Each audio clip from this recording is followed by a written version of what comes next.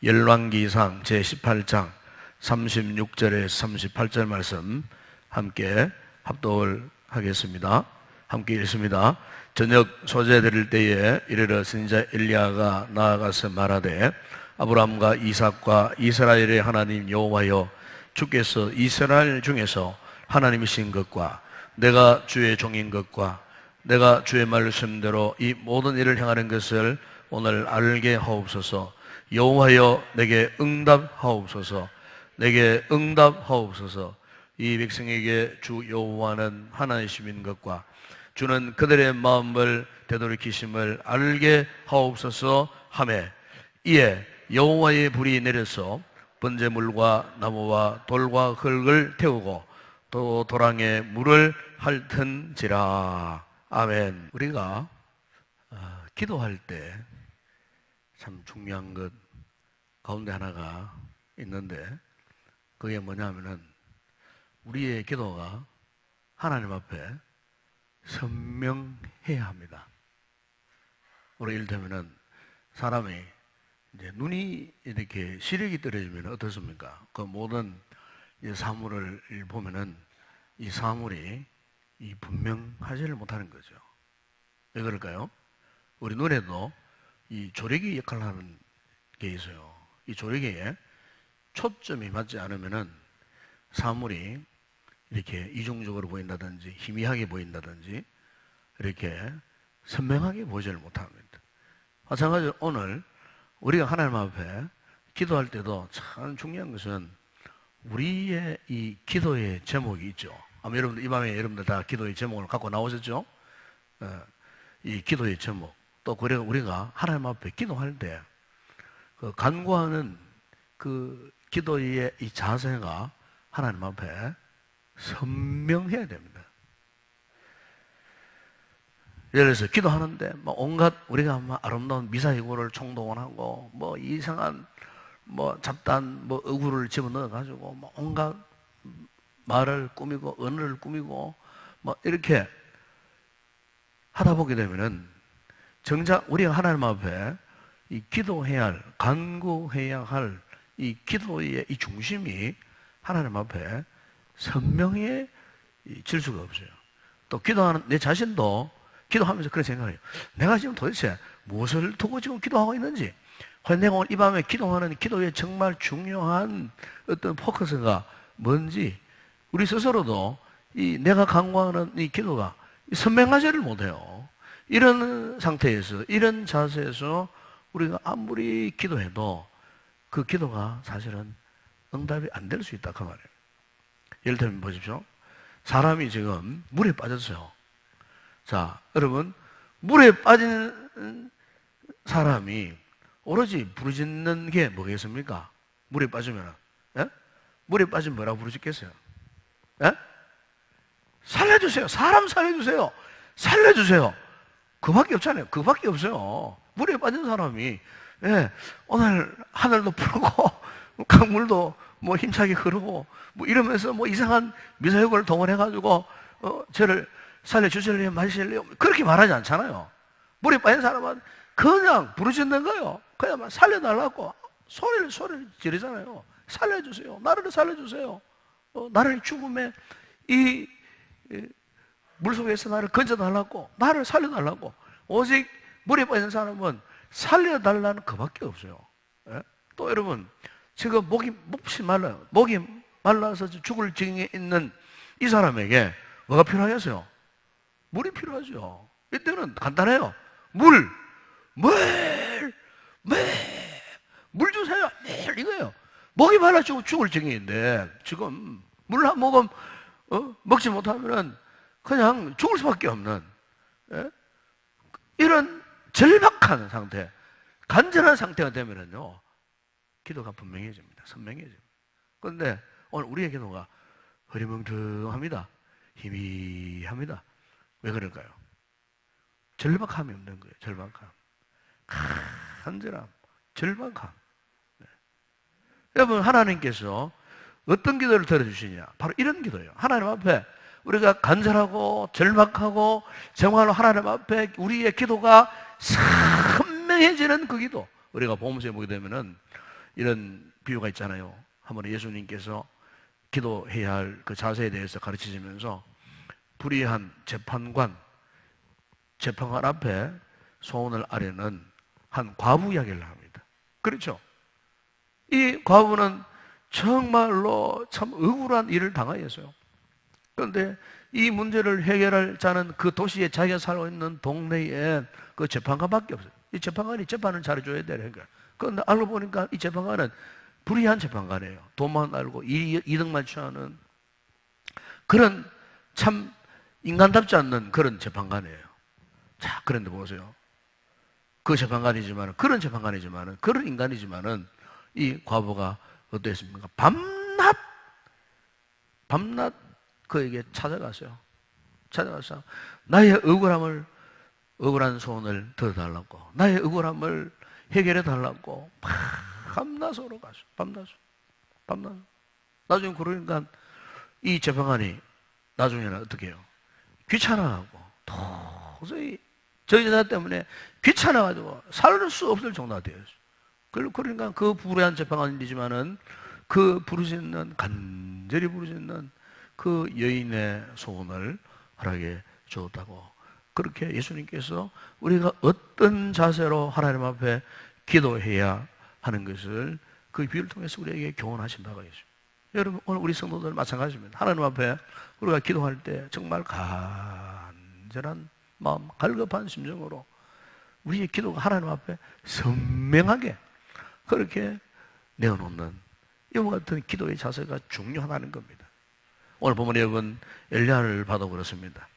엘리야가 지금 하나님 앞에 기도합니다. 그런데 엘리야가요 하나님 앞에 기도하는 기도의 제목 두 가지가 있어요. 간단합니다. 두 가지. 36절에 보세요. 여기 보면 이렇게 말씀하지 않습니까? 저녁 소재될 때에 이르러 선지자 엘리야가 나아가서 말하되 아브라함과 이삭과 이스라엘 하나님 여호와여 주께서 이스라엘 중에서 그 보세요. 엘리야는 하나님 앞에 아주 기도의 제목을 선명하게 지금 강구합니다. 주께서 이스라엘 중에서 하나님이신 것과 내가 주의 종인 것과 내가 주의 말씀대로 이 모든 일을 행하는 것을 오늘 알게 하옵소서. 이스라엘 백성들로 하여금 이 사실을 알게 해달라는 겁니다. 이스라엘 백성들이 지금 이스라엘 백성들이 어떤 상태에 있습니까? 하나님을 떠나고 하나님을 등지고 바알을 숭배하는 우상 숭배에 지금 젖어 있어요. 배교하고 하나님을 배신해 버렸어요. 바로 이런 이스라엘 백성들을 향하여서 하나님 앞에 그가 기도하는데요.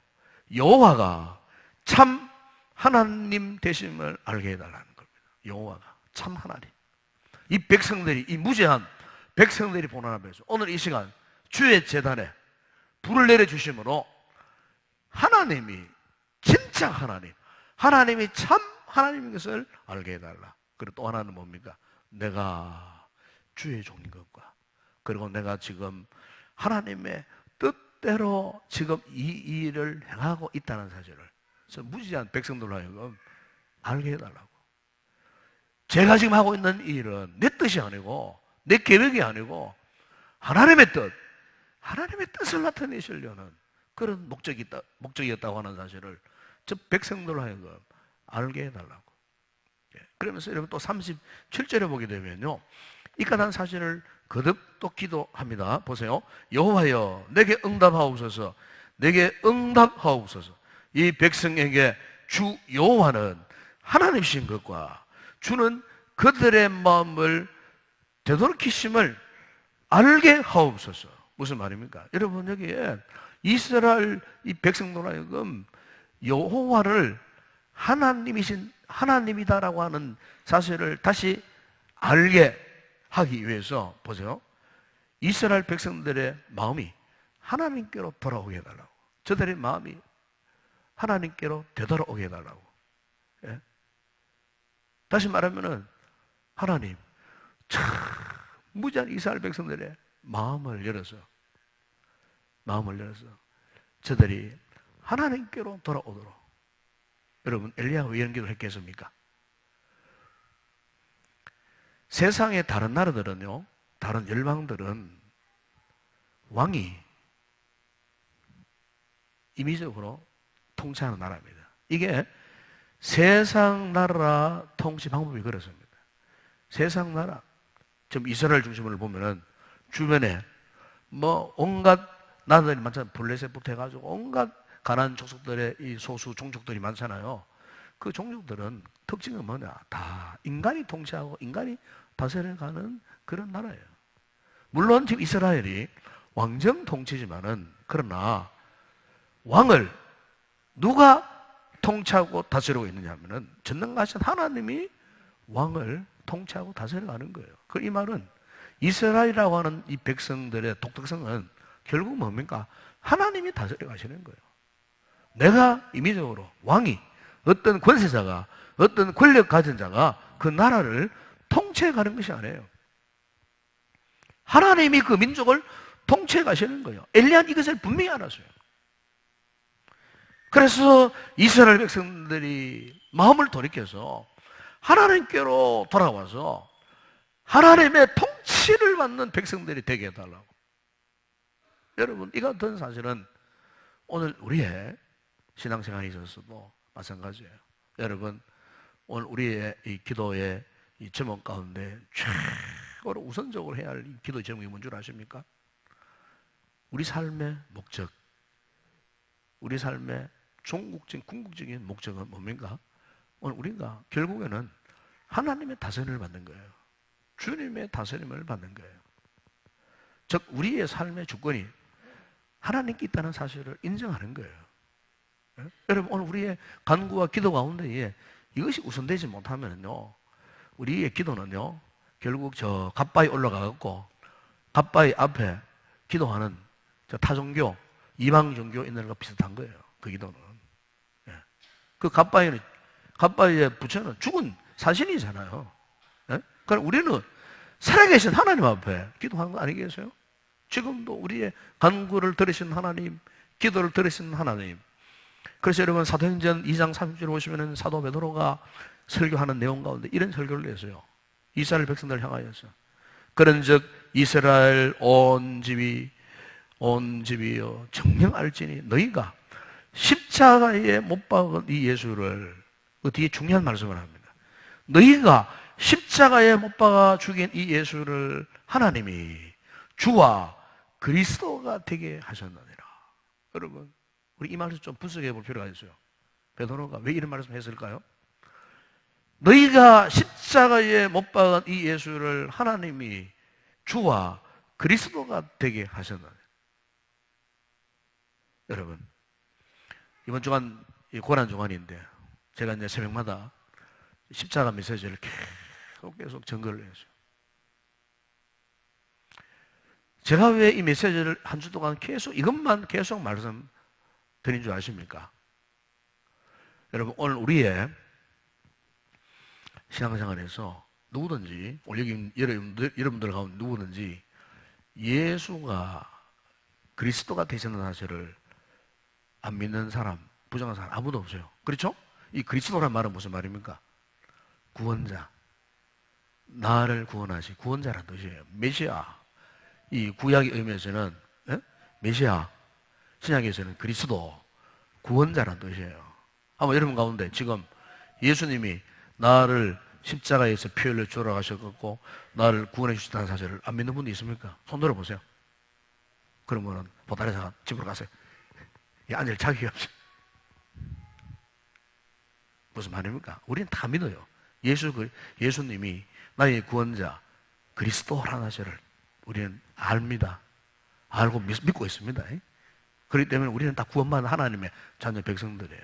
그 문제는 그 다음에요. 예수 그리스도를 나의 주로는 입술로는 고백할 줄 몰라요. 머리로는 인식할 수도 있어요. 지적으로 인정할 수도 있어요. 그런데 과연 오늘 우리의 삶으로 돌아와서 과연 예수 그리스도가 나에 있어서, 내 생에 있어서, 내 삶에 있어서 주가 되시고 있는가? 주라는 말은 무슨 말입니까? 주인이라는 뜻이에요. 이걸 영어로 표현하면 로드십, 주님의 주 되심. 오늘 한국 교회 신앙의 가장 큰 문제가 바로 이 점입니다. 십자가 다 알고 있습니다. 십자가 다 인정합니다. 십자가 은혜 때문에 구원받다는 확신도 합니다. 그 다음에 따라오지 못하는 부분은 뭐냐? 예수 그리스도가 나의 주가 되신다는 거예요. 예수님이 나의 모든 삶의 주인이 되십니다. 제가 과거에 첫 은혜를 받았을 때 예수님이 나를 위해 십자가 위에 달려 돌아가신 사실을 이것을요 너무너무 분명하게 선명하게 제가 체험을 했어요. 환상 가운데 그걸 체험을 했어요. 주님의 그 같은 고통스러운 십자가의 죽으심의 그 모습을 제가 바라보면서 그 앞에서 대성통곡을 했어요. 그리고 십자가의 그 대속의 구원을 확신을 했어요. 확신을 하니까 얼마나 내 마음의 심령이 기쁨이 넘치는지 몰랐어요. 그 다음에 제가 따라온 고백이 뭐냐면은 바로 이거였어요. 주님, 이제부터 내 모든 삶의 주인은 당신입니다. 예수님이십니다. 내 인생도, 내 젊음도, 나의 그동안 세상에 품었던 야망도, 욕망도 모든 것 이제는 제가 평생을 내가 주님을 위해서 다 아낌없이 쓰겠습니다. 이제 나는 주님의 것입니다. 그런 고백이에요. 저절로 나오더라고요. 저절로 나와요. 내 이제 인생은 다 주님의 것입니다. 내 한평생토록 주님을 위해서 내가 살겠습니다. 오직 주님의 영광 위하여 살겠습니다. 그런 고백이에요. 제가 하고 싶어서 한 고백이 아니었어요. 이상하게 그런 고백이 나오는 거예요. 네. 그런 고백이. 여러분, 무슨 말입니까?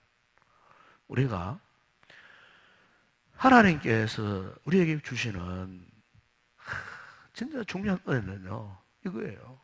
그리스도에 대한 고백도 중요하지만은 예수님이 내 삶의 주인 되어 주신다.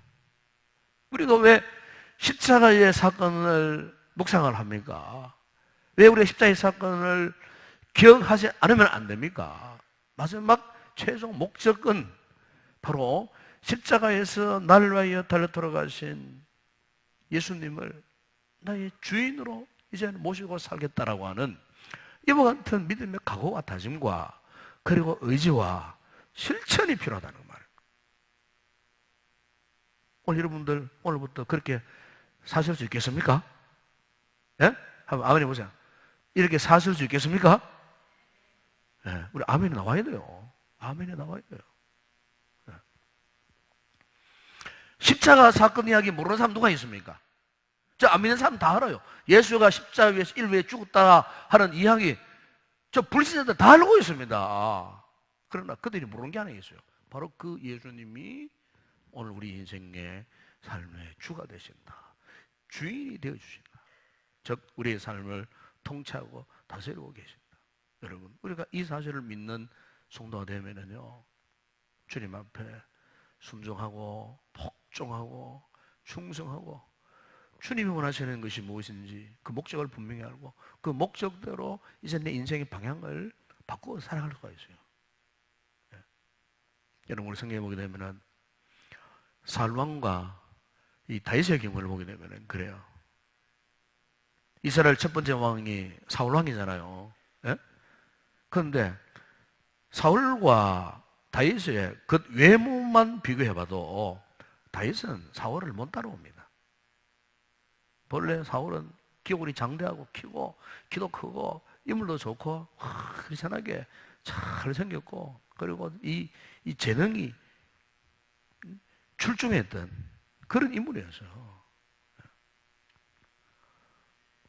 그래서 하나님께서 사무엘을 통해서 이 사울에게 기름을 받기 위해서 왕으로 세운 거예요. 그러나 여러분 반대로 이 다윗은요, 다윗은 사무엘을 통해서 그의 아버지 이새의 집에 갔지만은 이미 후보군에서 멀어졌던 사람이에요. 그 아버지조차도 그 아들 날 가운데 뭐 이새 다윗성은 뭐 맨날 형들 뒷바라지만 하고 막내로서 그냥 도시락 배달만 하고 그냥 들판에서 양만 키우는 이래만 너는 그런 수고해라. 그러고 아예 그래도 보진 않았던 그런 인물이었어요. 처음에 사무엘도 그렇잖아요. 이세 집 들어가가지고 그 형들의 그 아름다운 모습들을 보고 처음에는 저 사람인가? 저 인간인가? 하나님이 선택한 자가 저 사람인가? 했지만은 하나님께서 다 거절하셨어. 아니다는 거예요. 그런데 알고 보니까 그 집안에서 가장 소외되고 인정받지 못하는 이 다윗, 그것도 들판에 양치고 있는 자를 불러가고 빨리 데려오라고 할 정도로 왕이 될 후보군에서 완전히 제외되었던 사람이 바로 이 다윗이었어요. 그런데 여러분, 이 두 사람 가운데 보세요. 사울은 하나님 앞에 버림받았어요. 그러나 다윗은 하나님 앞에 인정받은 그런 생을 살았어요. 사무엘상 13장 13절에 보게 되면 어느 날 블레셋 군대가 쳐들어왔어요.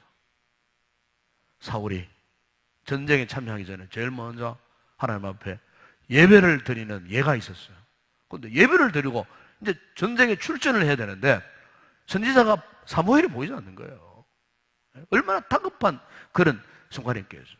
블레셋 군대는 지금 몰려오고 있는데 빨리 하나님 앞에 의식을 치르고 이제는 전쟁터에 나가야 되는데 사무엘이 나타나지 않는 거예요. 결국 어떻게 했습니까? 이 사울왕이 자신이 직접 제사를 집행을 해버립니다. 그런데 사무엘이 뒤늦게 나타났어요. 뒤늦게 나타나서 하는 말이 왕이 망령되이 행하여도다. 왕이 그 본문에 그런 이야기를 해요. 왕의 하나님 여호와께서 그래서 왕의 하나님 여호와께서 명하신 명령을 지키지 아니하였다. 보십시오. 이때까지 사울은요, 자기가 이스라엘을 통치하는 왕인 줄만 알았다 그 말입니다. 그래서 자기 마음대로 하고 싶은 대로 제사장이 해야 할 그 제사 집례까지도 내가 왕이니까 급할 때는 내가 할 수도 있다. 월권을 해가면서까지 했는데 알고 보니까 이 사무엘이 사울 왕을 책망한 내용은 왕의 하나님 여호와께서 무슨 말입니까? 비록 당신이 왕이지만은 하나님이 당신을 통치하시는 것을 몰랐느냐 그 말이에요. 당신보다 더 높은 왕이 계시는데 그분의 통치, 그분의 다스림 앞에 왜 당신이 순종하지 못했느냐. 그 어떤 것보다도 하나님의 명령을 순종하는 우선권이 바로 왕에게 있는데 왜 왕은 그것을 몰랐느냐. 당신은 참으로 하나님 앞에 망령되이 행하여도 결국 어떠했습니까? 하나님 앞에 버림받았잖아요. 하나님이 그를 결국 포기했어요. 인간적인 생각에서 볼 때는 어떤 면에서는 굉장히 이 사울 왕은요 정말 애국 충성심이 아주 강한 뜨거운 열렬한 그런 사람이었다고 볼 수가 있어요. 하나님께서 보실 때는 그것은 결코 충성이 아니었다 그 말이에요. 불순종, 불신한 거로 하나님이 보았다는 겁니다. 그러나 반대로 여러분, 다윗은 어떤 인물이었습니까? 다윗은 시편 145편 1절에 보니까 이런 고백을 합니다. 왕이신 나의 하나님이요. 보세요. 왕이신 나의 하나님이요. 내가 주를 높이고 영원히 주의 이름을 송축하나이다. 비록 자신이 왕이었지만은 왕이신 나의 하나님이요. 그리고 그 하나님을 어떻게 부릅니까? 영원히 주의 이름을 송축하나이다. 바로 하나님 당신께서 나를 통치하시고 나를 다스려 가시는 분이십니다.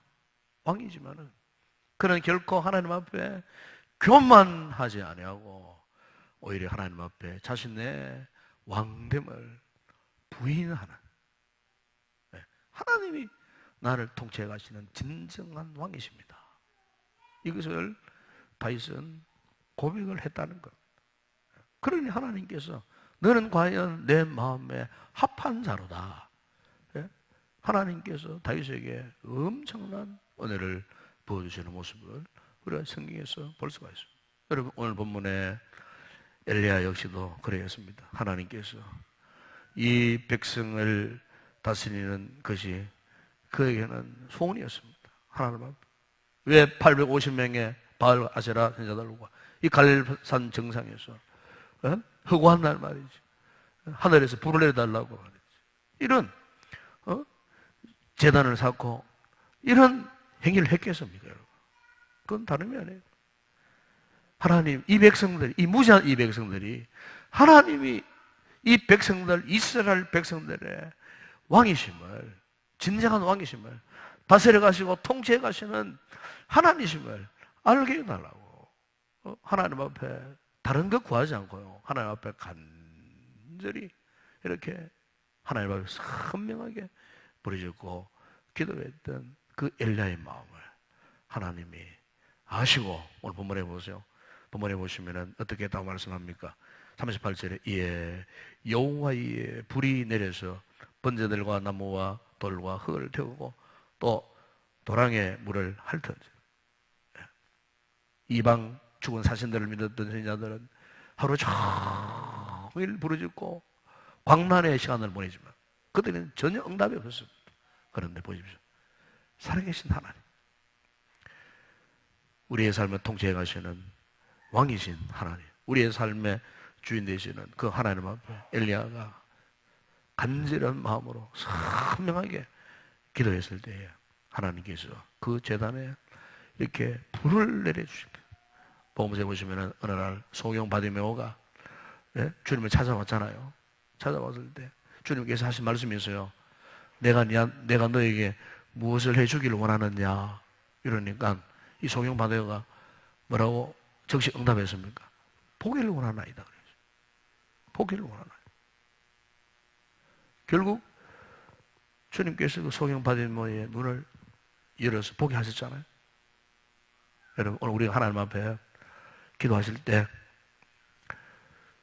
몇 가지를 기억하겠는데 먼저 우리 기도가 하나님 앞에 여러분 선명하시기 바랍니다. 선명해야 됩니다. 이것저것 뭐 난잡하게 뭐 이렇게 막 스스로 혼란스럽게 기도하지 마세요. 하나님 앞에 선명한 기도를 하시고 먼저 하나는 하나님은 나의 구원자와 동시에 나의 삶의 주인 되십니다. 주인 되십니다. 주인 되시니까 내 기도에 답이 누구께 있습니까? 주인께 있죠. 그죠? 당신께 있습니다. 예수님께 있습니다. 예수님이 나의 삶을 통치해 가시고 다스려 가달라고. 내 힘으로 감당할 수 없는 이 힘들고 어려운 문제조차도 주님은 하실 수가 있습니다. 주인이시기 때문에. 그럼 앞으로 우리 여러분의 모든 삶을 우리의 구원자, 우리의 주인 되시는 주님께 완전히 위탁하는 이게 믿음인 줄로 믿습니다. 예? 그래서 믿음은 전적인 위탁이라고 말하잖아요.